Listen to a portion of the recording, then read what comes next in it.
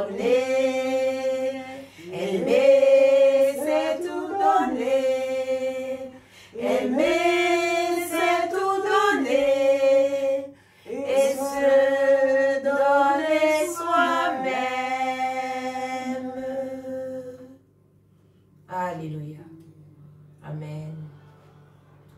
Soyez bénis, frères et sœurs, qui êtes encore avec nous aujourd'hui sur cette plateforme de la sagesse de Cana. Soyez bénis dans vos maisons, dans vos lieux de travail, que ce soit dans vos voitures ou en chemin. Soyez bénis, parce que la parole de Dieu déclare que grâce et bonheur m'accompagnent tous les jours de ma vie. Et il nous dit encore dans sa parole, bénis seront tes entrées, bénis seront tes sorties. Donc si tu es en route pour entrer à la maison, sois béni. Tu es en route pour sortir de la maison, sois béni. Sache que le Seigneur te bénit dans tes entrées, dans tes sorties. Nous sommes toujours encore dans le temps de l'Avent, dans le temps de Noël, autant pour moi. Nous sommes dans le temps de Noël. Et comme nous l'avons dit hier, c'est Noël tous les jours pendant 8 jours. Depuis Noël, c'est Noël tous les jours. Et nous voulons encore vous souhaiter un très joyeux Noël. En ce jour de la fête des saints innocents, nous voulons vraiment demander l'intercession des saints innocents pour chacun et chacune d'entre vous réunis sur cette plateforme. Ces premiers martyrs qui ont préfiguré le martyre du Christ en versant leur sang, donnant leur vie. Donc nous intercédons pour vous. Nous demandons l'intercession des saints innocents dans toutes les situations de vos vies, dans toutes les difficultés que peut-être vous traversez dans vos vies. Et nous rendons grâce à Dieu, nous sommes encore là. Aujourd'hui, nous aurons la grâce d'être instruite par notre bergère Marie de Cana. Et nous recevons notre sœur Claudia Marie de la sainteté. Alléluia. Notre sœur Claudia Marie qui est là sur ce plateau pour partager vraiment ce bonheur, l'amour de Dieu dans sa vie, pour partager tout ce que Dieu a fait pour elle. Et nous sommes très heureuses de la recevoir. Donc, bergère. Claudia Marie, j'espère que ta journée s'est bien passée quand même, sous la pluie, tu courais pour venir. Est-ce que ça a été ta journée? Oui, c'est cela, mais ma journée s'est très bien passée. Merci beaucoup. Dieu merci. Très bien. Et sœur Augustine Marie? Très bien passée, par la grâce de Dieu, avec les saints innocents, vraiment dans la méditation et dans le travail, bien sûr. Dans le travail, parce que la parole de Dieu nous dit que celui qui ne travaille pas ne mange pas. Amen. Donc dans le travail, mais toujours dans la méditation, le travail qui reste prière, qui reste contemplation du Seigneur. Amen. Amen. Bon, je vois que les journées se sont bien passées. Donc, frères et sœurs, vous savez, nous sommes toujours, nous méditons toujours dans ce temps de l'amour. Ce temps de l'amour, du coup, nous nous préparons à rentrer dans la nouvelle année avec l'amour. À rentrer dans la nouvelle année avec le Christ qui va venir nous renouveler, qui va venir nous rejoindre, quelle que soit notre situation. Donc, nous allons continuer toujours sur ce chemin de l'amour, en méditant toujours d'abord la parole. Amen. On commence toujours par la parole et puis voilà, on suit le reste. Donc, Amen. Je pense que c'est... Amen, oui, et on va donner la parole à notre sœur Claudia. Mais sachez, frères et sœurs, ne vous partagez cette vidéo parce qu'aujourd'hui, nous aurons encore un très beau témoignage. Hier, nous avons vécu quelque chose de très fort avec notre jeune sœur Émeraude Marie. Aujourd'hui, c'est notre sœur Claudia Marie qui va nous faire partager ce que le Seigneur a fait pour elle. Nous faire ressentir cet amour de Dieu qui est tellement grand, tellement grand. Donc, restez avec nous, partagez. Et vous allez être vraiment bénis par la grâce de Dieu. Toujours avec Marie, notre mère. Claudia Marie. L'évangile selon saint Matthieu, chapitre 4, versets 18 à 22. Comme il marchait le long de la mer de Galilée, il vit deux frères, Simon, appelé Pierre, et son frère André, qui jetaient leurs filets dans la mer, car c'étaient des pêcheurs. Jésus leur dit: venez à ma suite et je vous ferai pêcheurs d'hommes. Aussitôt, laissant leurs filets, ils le suivirent. De là, il avança et vit deux autres frères, Jacques, fils de Zébédée, et son frère Jean, qui étaient dans la barque avec leur père, en train de réparer leurs filets. Il les appela. Aussitôt, laissant la barque et leur père, ils le suivirent. Amen. Amen. Amen. Alléluia. Amen. Frères et sœurs, aujourd'hui nous voulons méditer sur l'appel des premiers disciples. Amen. Pourquoi méditer sur l'appel des premiers disciples? C'est parce que bientôt nous allons rentrer dans la nouvelle année 2021. Et donc, on a eu vraiment à cœur en fraternité que avant de rentrer dans la nouvelle année 2021, il faut que nous aussi, on médite aussi sur notre appel. Amen. Et donc, en méditant sur notre appel, nous méditons sur l'appel des premiers disciples. Amen. Donc, qu'est-ce qui s'est passé pendant l'appel des premiers disciples? Jésus rejoignait chaque personne. Jésus a rejoint Simon, appelé Pierre, et son frère André. Ils jetaient leurs filets dans la mer, car c'étaient des pêcheurs. Jésus dit, « Venez à ma suite, et je vous ferai pêcheurs d'hommes. » Amen, alléluia. Ce verset est tellement beau. Jésus dit à Pierre et à son frère André, qui étaient en train de pêcher, il leur dit, venez à ma suite et je ferai de vous des pêcheurs d'hommes. Frères et sœurs, aujourd'hui, nous parlons vraiment de l'appel des disciples.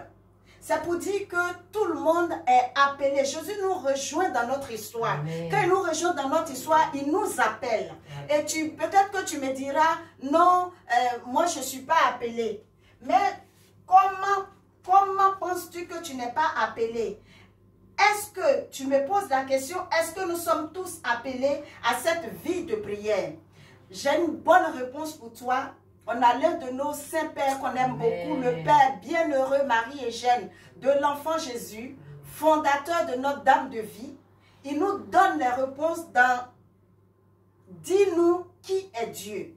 Alors, donc, quand tu demandes « Est-ce que nous sommes tous appelés à cette vie de prière ?» Le Père Marie-Eugène de l'enfant Jésus te répond, mon frère, ma soeur. Dieu appelle tout le monde.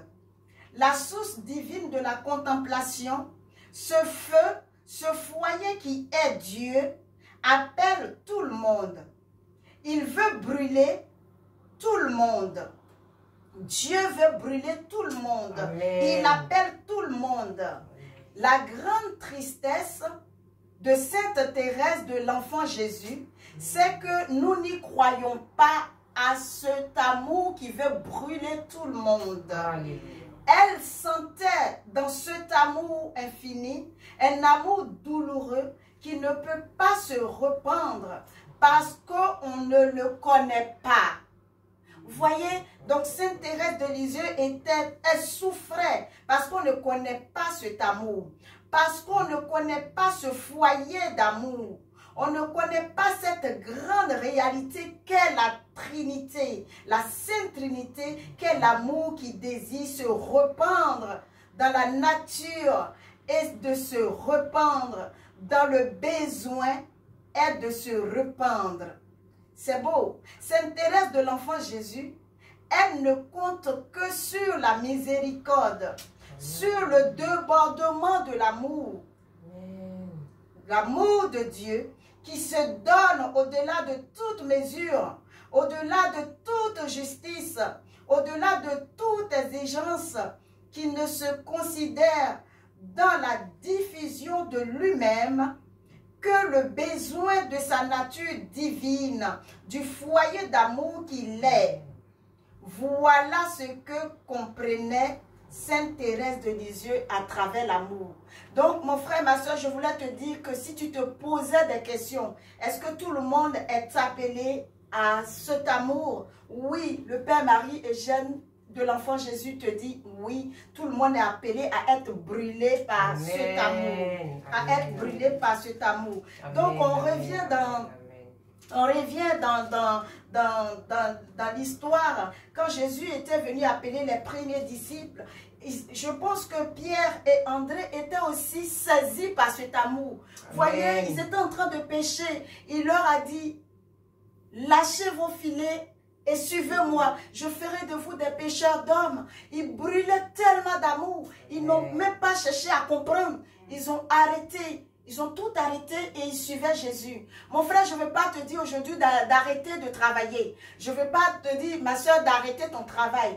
Mais quand on parle de l'appel de Dieu, quand Dieu t'appelle, c'est dans ton cœur que tu entends cet appel. C'est dans ton cœur. Dieu ne te demande pas de laisser ton travail. Nous tous qui sommes aujourd'hui sur ce plateau, nous travaillons tous. Mais on a entendu aussi cet appel de Dieu qui nous a dit, viens et suis-moi. Viens et suis-moi, malgré ce que nous sommes, malgré notre histoire, malgré notre vie de travail, on l'a entendu. Viens et suis-moi. Et du coup, avec ce que nous sommes, avec notre histoire, on l'a suivi comme Pierre et André. Et on continue encore devant lui, il trouve encore, sur son passage, il avance encore et il voit encore deux autres frères. Jacques, fils de Zébédée, et son frère Jean, qui étaient dans la barque avec leur père. Mais j'aime beaucoup ce verset. On précise bien, Jacques, fils de Zébédée, et son frère Jean, étaient dans la barque avec leur père, en train de pêcher, en train de réparer leur filet. Il les appela. Aussitôt, laissant la barque et leur père, et ils le suivirent. C'est-à-dire que leur père était avec eux, mais ce n'était pas leur père que Jésus appelait. Jésus appelait les enfants, les fils. Parce que souvent, on confond. On se dit, oui, pourquoi elle a fait ça, et puis pourquoi. Mais c'est parce que Dieu l'a appelé. Les enfants, les deux fils étaient avec leur père. Mais Jésus a appelé les enfants. Amen. Et qu'est-ce que les enfants ont fait? Les enfants ont répondu à l'appel de Jésus en abandonnant leur père et la réparation et tout ce qu'ils étaient en train de faire. Et ils l'ont suivi. Donc, mon frère, ma soeur, aujourd'hui, je veux te dire que en ce temps de préparation pour entrer dans la nouvelle année, je pense que Jésus aussi veut te rejoindre dans ton cœur. Il veut te rejoindre dans ton travail. Tu travailles, tu as une belle vie. Mais Jésus veut t'appeler. Il te dit, viens et suis-moi. Jésus veut te dire, viens et suis-moi. C'est-à-dire que dans ton histoire, ta vie, ce que tu vis aujourd'hui, ton présent aujourd'hui, il te rejoint dedans aujourd'hui. Il t'appelle maintenant. C'est l'appel des premiers disciples. Nous sommes tous appelés, comme Alléluia. Dit le Père, Marie et Jeanne. Tout le monde est appelé. Ce feu d'amour va brûler tout le monde. C'est parce qu'il nous brûle aujourd'hui que nous sommes sur ce plateau. Amen. Si ce feu ne nous brûlait pas, vous voyez notre soeur Claudia Marie, elle a travaillé, sous la pluie, elle a pris les transports pour nous rejoindre, pour qu'on puisse vivre ce temps de partage. C'est parce qu'elle brûle de cet amour. Amen. Elle brûle de cet amour, elle rayonne même de cet amour. Alléluia. Donc frères et sœurs, nous voulons vraiment nous préparer à rentrer dans cette nouvelle année avec ce feu de l'amour qui nous brûle, qui nous pousse à partager. Mes frères, mes soeurs, nous vous partageons l'amour parce que nous avons rencontré cet amour.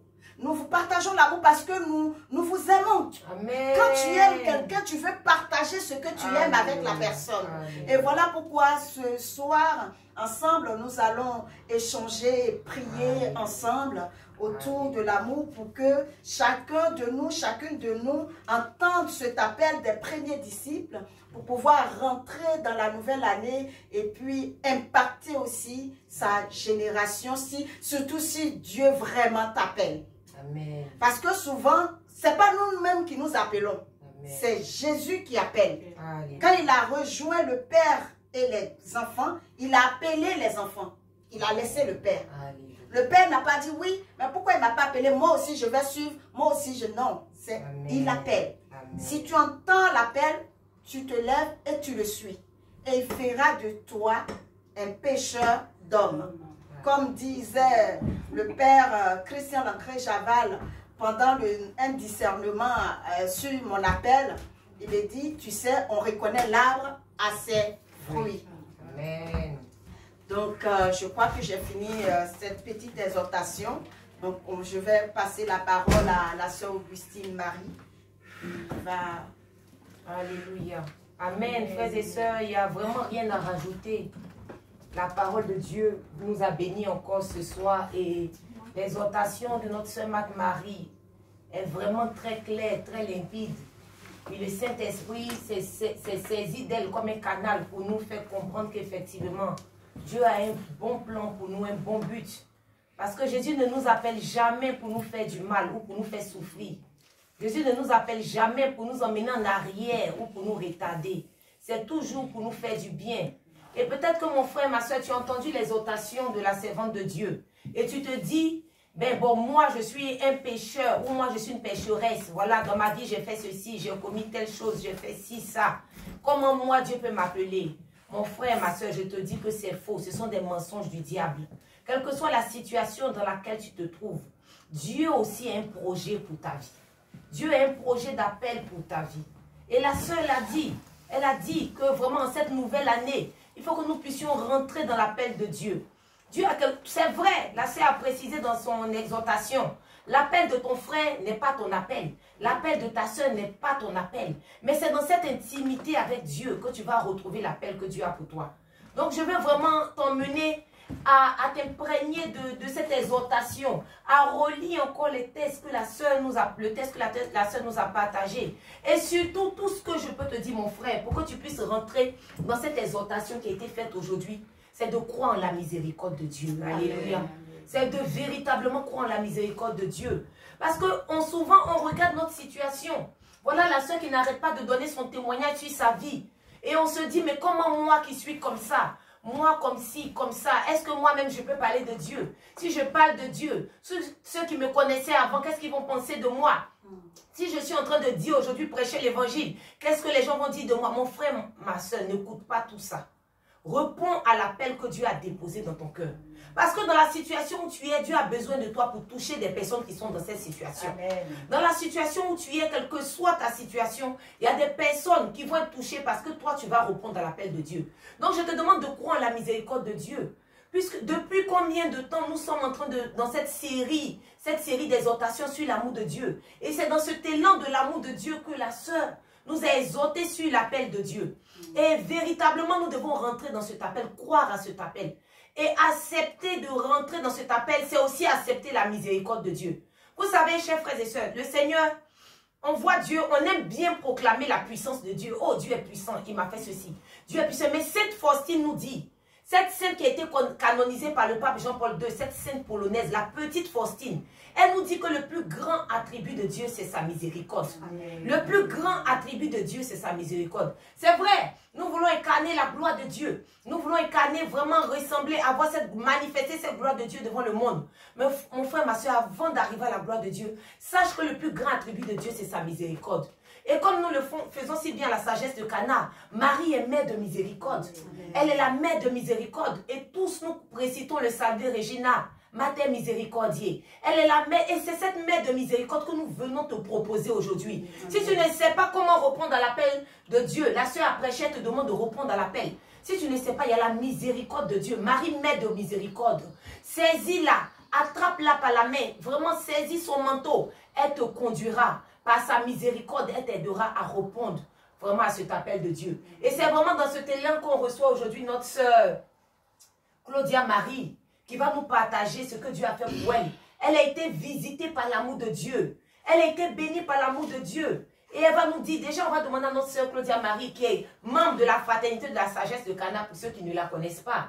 Comment est-ce que l'appel de la sagesse de Cana a retenti dans son cœur? Alors en fait, j'avais ressenti un appel bien avant le fait de rentrer au sein de la fraternité, la sagesse. Amen. J'avais ressenti cet appel en 2014 exactement. Amen. Où j'étais en prière une fois et j'ai ressenti le besoin ou l'envie de m'engager au sein d'une église, de m'engager pour servir Dieu et puis pour servir mes frères. Mais en effet, c'est en 2017 que, ayant intégré la sagesse de Cana, la fraternité de la sagesse de Cana, que cet appel s'est confirmé. Voilà. Amen. Vraiment confirmé, c'était au sein de la sagesse de Cana. Voilà, en 2017. Amen. Sois bénie, ma soeur Claudia. Avant de revenir à toi, parce que tu vas nous partager un témoignage tellement édifiant, on va revenir, on va repartir, on va redonner la parole à la bergère Marie, qui va nous expliquer un peu le contexte dans lequel vraiment cet appel de notre soeur Claudia Marie s'est manifesté au sein de la sagesse de Cana. Alors, merci la soeur Augustine Marie de me donner la parole. Alors là, je me tourne, quand je me tourne, vous voyez, je me tourne vers Claudia Marie. Je ris parce que pour notre petite histoire, Claudia Marie de la sainteté. On appelle Claudia Marie de la sainteté parce que vous la voyez comme ça, elle est d'une simplicité, elle est d'une pureté. Donc pour nous, on dit toujours, il faut qu'elle déteigne sur nous. Il faut qu'elle déteigne sur nous. Et voilà pourquoi on l'appelle Claudia Marie de la sainteté. Vous savez, dans une fraternité, c'est comme dans une famille. Hein? Chaque enfant a son caractère, chaque enfant est ce qu'il est, mais c'est ça qui fait la famille, c'est ça qui fait la belle famille. Et nous formons cette belle famille à la sagesse de Cana dont nous sommes fiers. Nous sommes très très fiers de notre famille. Et voilà, notre Claudia Marie de la sainteté. Mais ce qui est beau dans l'histoire de Claudia Marie, quand elle est arrivée à la sagesse de Cana, elle m'a tout de suite impressionnée. Elle m'a tout de suite impressionnée, effacée, discrète. Voilà pourquoi tout de suite, on a dit c'est la sainteté. Donc, parce que c'est... Mais Dieu fait rien au hasard. Amen. Parce que nous prions toujours Marie. Amen. Voilà, tous les premiers vendredis du mois, on s'est réunis pour prier Marie. Les samedis, on a notre louange. Après, il y a les derniers week-ends du mois où on se retrouve comme ça, où on partage notre vie comme ça en fraternité, qu'on est en train de faire profiter aujourd'hui aux frères et sœurs. Et tu te dis, mais c'est beau, c'est beau. Et moi, je ne sais pas, mais vraiment, je rends grâce à Dieu pour la présence de Claudia Marie dans notre fraternité, parce que quand on prie vraiment la Vierge Marie, c'est notre modèle. C'est notre modèle dans cette douceur, dans l'humilité. Et donc, on prie la Vierge Marie et Claudia aussi nous rappelle un peu ce modèle d'humilité, d'effacement, même si on a notre tempérament chacun. Vous savez, c'est chacun selon son histoire que Dieu nous rejoint. Donc Dieu la rejoint dans ce qu'elle est, calme, pour venir aussi apporter aussi cette douceur à la fraternité. Donc je rends grâce à Dieu pour sa présence. Alléluia. Donc, sœur Claudia Marie, est-ce que tu peux nous partager un peu comment ton enracinement s'est fait, ton enracinement dans l'amour de la Sainte Vierge, comment cela s'est passé au sein de la sagesse de Cana? Ben en fait, simplement, je me suis laissée simplement abandonner dans tout ce que la sagesse de Cana propose. La bergère, elle a parlé de la veillée des Milavées. Donc voilà, c'est la veillée, c'est les rencontres qu'on fait le 3e samedi du mois, c'est nos prières en fraternité, c'est nos rencontres, ce sont nos rencontres aussi en dehors quand c'est possible, bien sûr. Donc du coup, je me suis laissée tout simplement abandonner, et puis on a déjà vécu beaucoup de belles choses. Et en cela, je peux dire que mon enracinement s'est fait vraiment. Je pense que c'est une fraternité qui m'apporte beaucoup sur le plan spirituel, parce qu'on est dans la parole de Dieu. On l'a dit, on redit à nouveau. On est beaucoup centré sur la parole de Dieu, dans la prière, et dans les rencontres qu'on fait, dans les sorties aussi, parce qu'on a eu des pèlerinages qui ont eu lieu, on a eu des temps en dehors de notre fraternité, enfin en dehors de notre lieu de rencontre. Et donc du coup, en cela, c'est fait mon enracinement, et je pense que c'est une fraternité que je vais garder, parce que je m'y sens bien, et parce que je me sens avancer dans dans le plan que le Seigneur veut pour moi. Voilà, c'est ça. Alléluia. Alléluia, frères et sœurs, vous entendez, elle nous dit qu'elle va rester dans cette fraternité. Et c'est tellement beau, frères et sœurs. Pour la petite histoire, la berger aura le temps de rebondir là-dessus. Pour la petite histoire, Claudia Marie habite à côté de l'église où la sagesse de Cana prie les mis lavés tous les premiers vendredis du mois et fait la prière de la louange tous les troisièmes samedis du mois.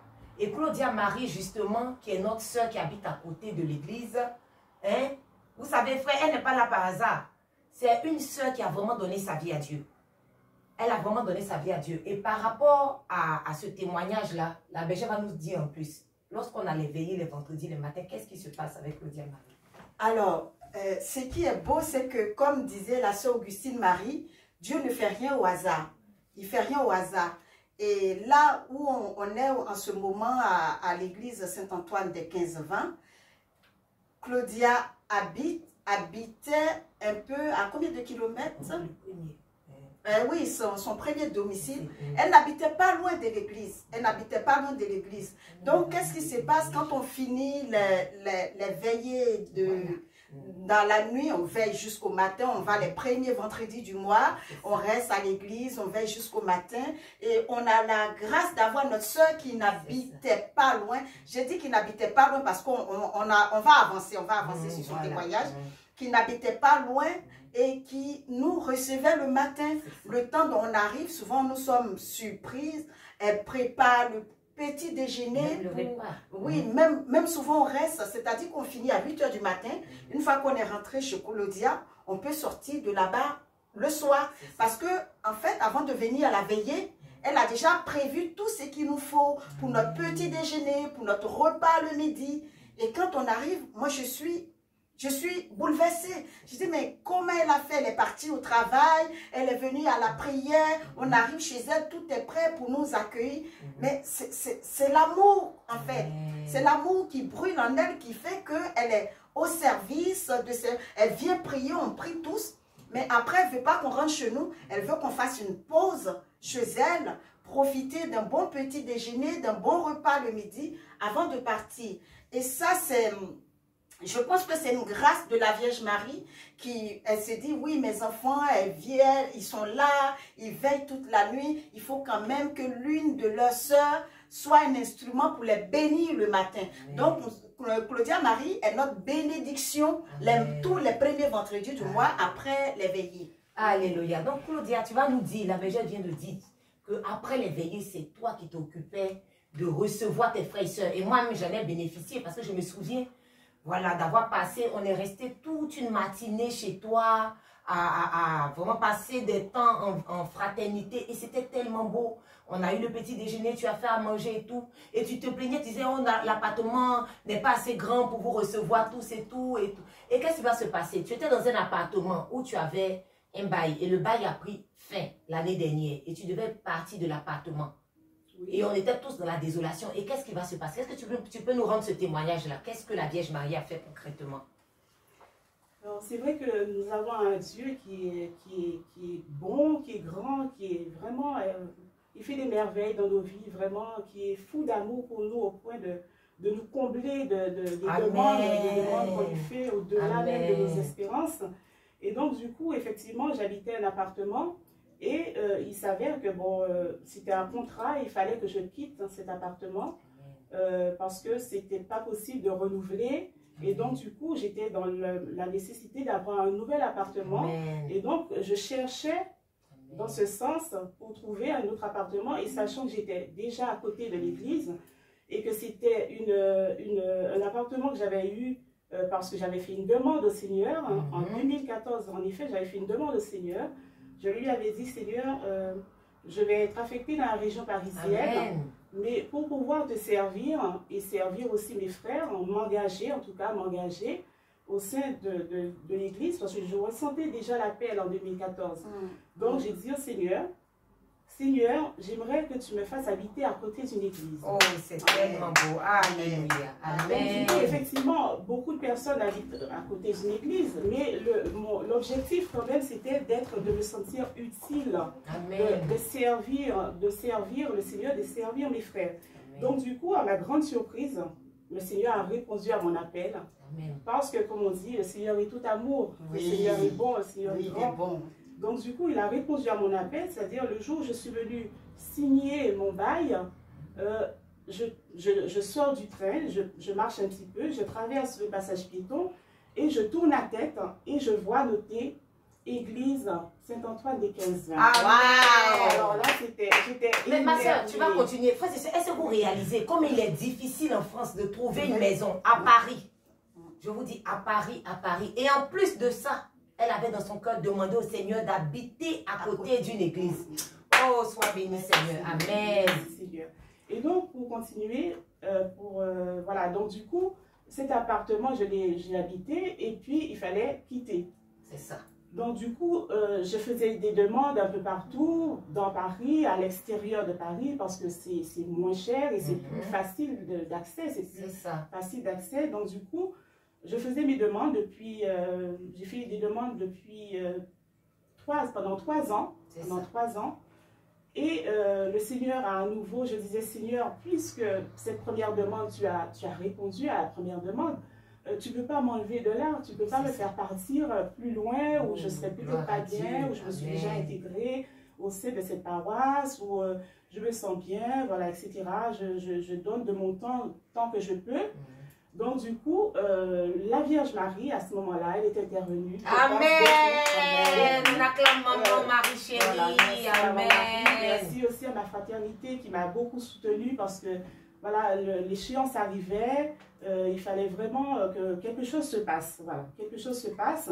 Et donc, du coup, la Vierge Marie, de nos prières, d'Émile Lavé et puis aussi personnelles, de la fraternité qui m'a soutenue, le Seigneur a permis, la Vierge Marie a encore fait des merveilles. Elle a permis que je trouve un appartement dans le même quartier où j'étais. Et encore plus proche, donc encore plus proche. Amen. Gloire à Dieu. Amen, alléluia. Donc, je rebondis là-dessus parce que, en fait, frères et sœurs, je voulais attirer votre attention, nous tous notre attention, à commencer par moi-même. Parce que souvent, on croit que quand on prie Dieu, voilà, parce que je prie, Dieu me laisse dans les épreuves, Dieu me laisse dans la souffrance. Non. Vous avez écouté un peu son témoignage. Elle habitait déjà à côté de l'église. Mais plus elle demandait encore au Seigneur, malgré son travail, malgré tout, le Seigneur l'a rapprochée. C'est-à-dire qu'on prie l'église Saint-Antoine des 15-20